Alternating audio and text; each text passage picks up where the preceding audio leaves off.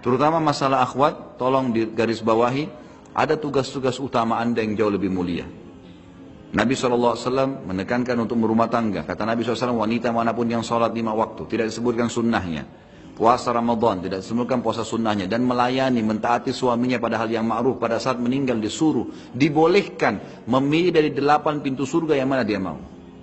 Pintu ke-8 itu, tidak ke-100 namanya Firdaus. Laki-laki harus 4 golongan. Nabi-nabi, syuhada, siddiq, dan orang soleh.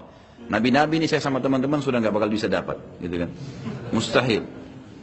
Orang-orang syuhada harus hadir di medan perang, dibacok sama musuh, dibunuh, bisa hancur badannya. Ini juga butuh keberanian. Siddiq, dari sekian banyak sahabat, yang dapat julukan Siddiq berapa orang? Abu Bakar radhiyallahu anhu. Semua insya Allah bisa derajat Siddiq, tapi dapat gelar predikat ini cuma 1 orang. Tinggal orang soleh. Orang soleh ini semua yang perintahkan dikerjakan, semua yang dilarang tinggalkan. Ini masih terbuka peluang ini, gitu kan?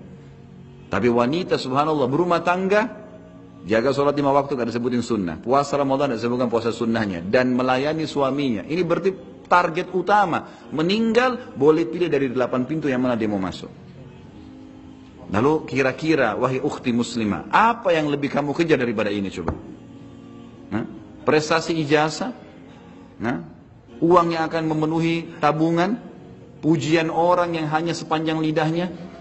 La ilaha illallah. Ini harus difahamin masalah ini.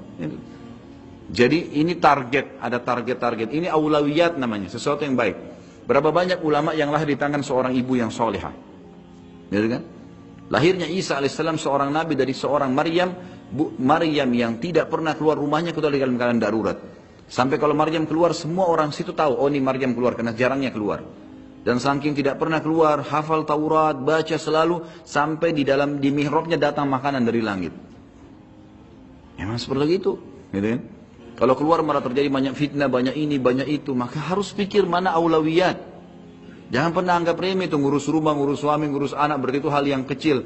Oh tidak dipuji di masyarakat, tidak usah pusing dengan perkataan manusia. Yang penting Tuhanmu. Bagaimana Allah subhanahu wa ta'ala, itu yang penting. Dan pada saat meninggal tidak ada lagi, teman-teman itu akan ikut.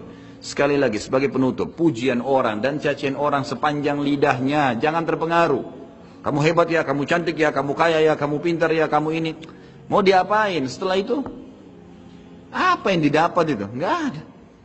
Nggak ada sama sekali, apa yang mau dikejar gitu kan? Itu cuma kemasan dunia saja. Yang penting kita pikirkan bagaimana kita selalu berbuat hal-hal yang positif.